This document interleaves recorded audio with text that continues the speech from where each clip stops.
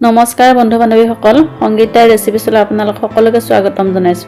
আজি মই আপোনালোকৰ বাবে চিলি পনীৰ পকৰা ৰেচিপি লৈ আহিছো। এই ৰেচিপিটো পোলাও বা ফ্ৰাইড ৰাইছৰ লগত খাবলৈ খুব ভাল লাগে আৰু এই ৰেচিপিটো বনাবলৈ বহুত সহজ হয়। যদিহে আপোনালোকৰ ভিডিঅ'টো চাই ভাল লাগে তেন্তে লাইক এটা কৰি দিব, আপোনালোকৰ বন্ধুবৰ্গৰ মাজতো ভিডিঅ'টো শ্বেয়াৰ কৰি দিব আৰু লগতে মোৰ চেনেলটো সাবস্ক্ৰাইব কৰি থব। তেতিয়াহে আহিবলগীয়া মোৰ ভিডিঅ'সমূহৰ নটিফিকেশ্যনবোৰ আপোনালোকে পাই থাকিব। তেন্তে বলক এতিয়া ৰেচিপিটোৰ ফালে আগবাঢ়ো। চিলি পনীৰ পকৰা বনাবলৈ ইয়াতে লৈছো মই পনীৰ 800 গ্ৰাম। পনীৰৰ পিচবোৰ মই এনেকৈ অলপ ডাঙৰ ডাঙৰ পিছত কাটি লৈছো। পনীৰৰ পিচ কেইটা আপোনালোকে সৰু ডাঙৰ নিজৰ পছন্দ অনুযায়ী কাটি ল'ব পাৰে। এটুকুৰামান পনীৰ মই এনেকৈ অলপ বেলেগকৈ গুৰি কৰি লৈছো। এইখিনি পিছতকৈ ব্যৱহাৰ কৰিম, আপোনালোকে চাই গৈ থাকিব। এটা বাটি লৈছো, ইয়াতে মই 2 কাপ ময়দা আৰু 1 কাপ কৰ্ণ ফ্লোৰ ল'ম। মই ইয়াতে ৰেচিপিটোত ব্যৱহাৰ কৰা গোটেইখিনি সামগ্ৰী 800 গ্ৰাম পনীৰৰ হিচাপত লৈছো। যদি আপোনালোকৰ পনীৰৰ পৰিমাণটো ইয়াতকৈ কম বা বেছি হয় তেনেহলে গোটেইখিনি সামগ্ৰী সেই অনুপাতে ল'ব। ইয়াতে সৰু চামুচ এখনেৰে 1 চামুচ নিমখো দি দিলো। এয়া দিছো সৰু চামুচ এখনেৰে 1 চামুচ শুকান জলকীয়াৰ গুড়ি, 1 চামুচ কাশ্মীৰী জলকীয়াৰ গুড়ি আৰু 1 চামুচ গৰম মছলাৰ গুড়ি। এই গোটেইখিনি বস্তু মই খুব ভালকৈ মিহলাই ল'ম।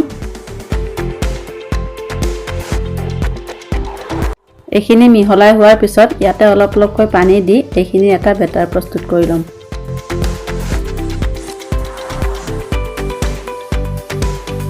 এয়া চাওক, বেটাৰটো আমাৰ ঠিক এনেকুৱা ধৰণৰ হ'ব লাগিব, বহুত বেছি ডাঠো নহয় আৰু বহুত বেছি পাতলো নহয়।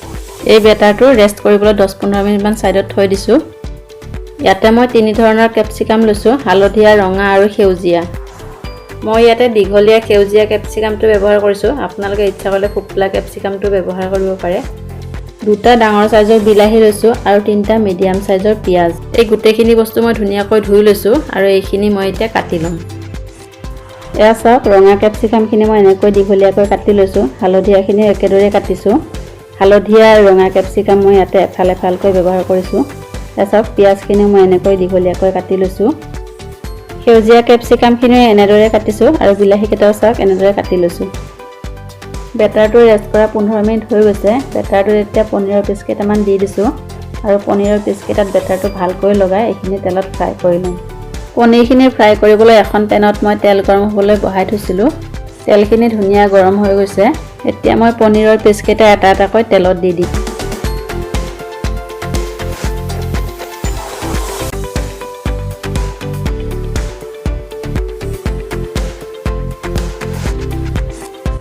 এইখিনি লগে লগে লুটিয়াই নিদিব, নহলে বেটাৰটো পনীৰৰ পিচবোৰৰ পৰা এৰি আহিব। হাতা এখনেৰে তেলখিনি এনেকৈ পনীৰৰ পিচবোৰৰ ওপৰত দি দিব, তেতিয়া পনীৰখিনি লুটিয়াবলৈ সুবিধা হ'ব। বেটাৰটো অকণমান সেট হৈ অহা যেন পালে পনীৰৰ পিচবোৰ লাহেকৈ লুটিয়াই দিব। এয়া চাওক, পনীৰৰ পিচখিনি মই এনেকৈ লুটিয়াই দিলোঁ। এইখিনি মই মিডিয়াম ফ্লেমত অকণমান ৰঙচুৱা হ'বলৈ ফ্ৰাই কৰি ল'ম। এয়া চাওক, পনীৰৰ পিচকেইটা ৰঙচুৱা হৈ আছে। এইখিনি মই এতিয়া বাতি এটাত উলিয়াই ল'ম। বাকি থকা পনীৰখিনি মই একেদৰে ফ্ৰাই কৰি ল'ম।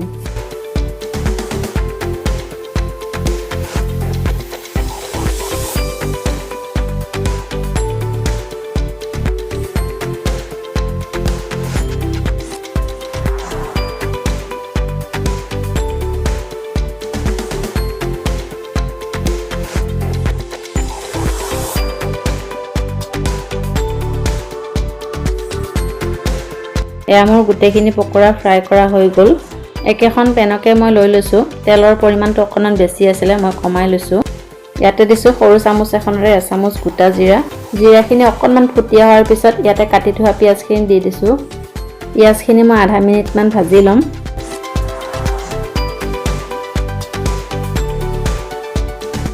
পিঁয়াজখিনি আধা মিনিটমান ভাজাৰ পিছত ইয়াতে কাটি থোৱা বিলাহীখিনি দি দিছোঁ। এইখিনিও মই 1 মিনিটমান ভাজি ল'ম। গ্ৰেভিটো যদি আপোনালোকে অকণমান জ্বলা মিঠা কৰিম বুলি ভাবে তেনেহলে ইয়াতে অকণমান চেনি দি দিব। বিলাহীৰ ঠাইত আপোনালোকে ইয়াতে টমেটো চচো ব্যৱহাৰ কৰিব পাৰে। বিলাহীখিনি 1 মিনিটমান ভাজি হোৱাৰ পিছত ইয়াতে মই সৰু চামুচ এখনেৰে 2 চামুচ আদা নহৰু পেষ্ট দি দিছোঁ আৰু এইখিনি মই 1-2 মিনিটমান ভালকৈ ভাজি ল'ম, যাতে আদা নহৰুত থকা কেঁচা গোন্ধটো ধুনীয়াকৈ গুচি যায়।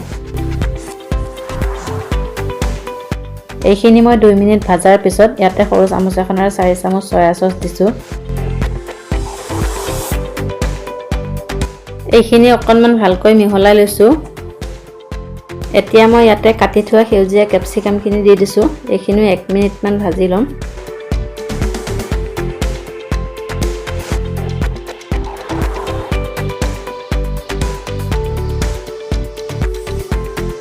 কেপচিকামখিনি 1 মিনিটমান ভাজি হোৱাৰ পিছত এয়া মই এটা গিলাচ লৈছোঁ। ইয়াতে ডাঙৰ চামুচ এখনেৰে 4 চামুচ কৰ্ণফ্ল'ৰ দিছোঁ। গিলাচটোৰ আধা হোৱাকৈ ইয়াতে পানী দিছোঁ। এইখিনি ভালকৈ মিহলাই ল'ম।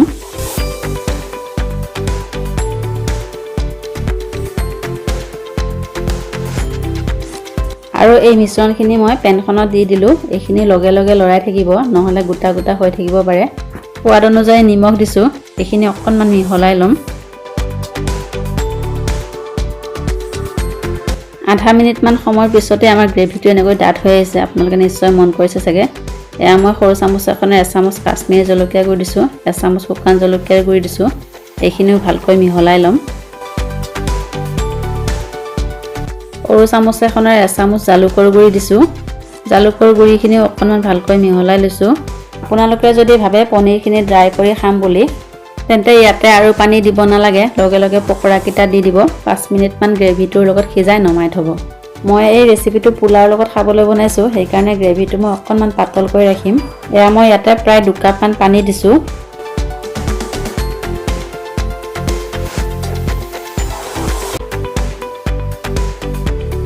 এতিয়া মই ইয়াতে ৰঙা আৰু হালধীয়া কেপচিকামখিনি দি দিছোঁ। এই কেপচিকামখিনি আপোনালোকে একেলগে সেউজীয়া কেপচিকামখিনিৰ লগত ভাজি ল'ব পাৰে। মই অকণমান পাতলকৈ কাটিলোঁ, সেইকাৰণে এতিয়া দি দিছোঁ। এইখিনি অকণমান উতলিবলৈ দিম। এয়া চাওক, গ্ৰেভিটো আমাৰ উতল আহি গৈছে। এতিয়া মই ইয়াতে পনীৰৰ পকৰাবোৰ দি দিম।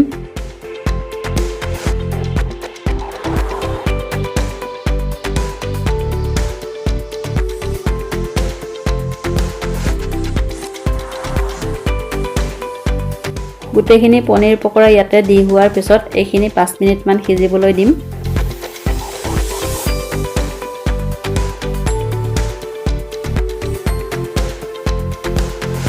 এয়া চাওক, 5 মিনিটমান সিজাৰ পিছত গ্ৰেভিটো অকণমান ডাঠ হৈ আহিছে। এয়া মই কেইটামান ফালি লোৱা কেঁচা জলকীয়া ইয়াতে দি দিছোঁ। গ্ৰেভিটো আপোনালোকে ইয়াতকৈ পাতল বা ডাঠ নিজৰ পচন্দ অনুযায়ী ৰাখিব। চিলি পনীৰ বনাইছোঁ যিহেতু জ্বলাটো অকণমান লাগিবই। আপোনালোকে জ্বলাৰ পৰিমাণটো ইয়াতকৈ কম বা বেছিও কৰিব পাৰে। একেবাৰে শেষত মই ইয়াতে গুড়ি কৰি থোৱা পনীৰখিনি দি দিছোঁ আৰু এইখিনি 1 মিনিটমান উতলাই গেছৰ ফ্লেমটো অফ কৰি থ'ম।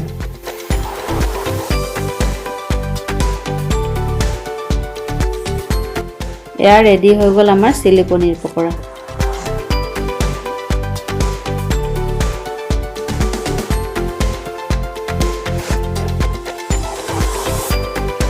এই ৰেচিপিটো পোলাও বা ফ্ৰাইড ৰাইচৰ লগত খাবলৈ বহুত বেছি ভাল হয়। বন্ধুসকল, আপোনালোকে এবাৰ এনেকৈ ট্ৰাই কৰি চাবচোন। আৰু এই ৰেচিপিটো কেনে লাগিলে কমেণ্ট কৰি জনাবলৈ নাপাহৰিব। আজিলৈ আহিছোঁ, পুনৰ আহিম এটা নতুন ৰেচিপিৰ সৈতে। মোৰ এই ভিডিঅ'টো সম্পূৰ্ণ চোৱাৰ বাবে বহুত বহুত ধন্যবাদ।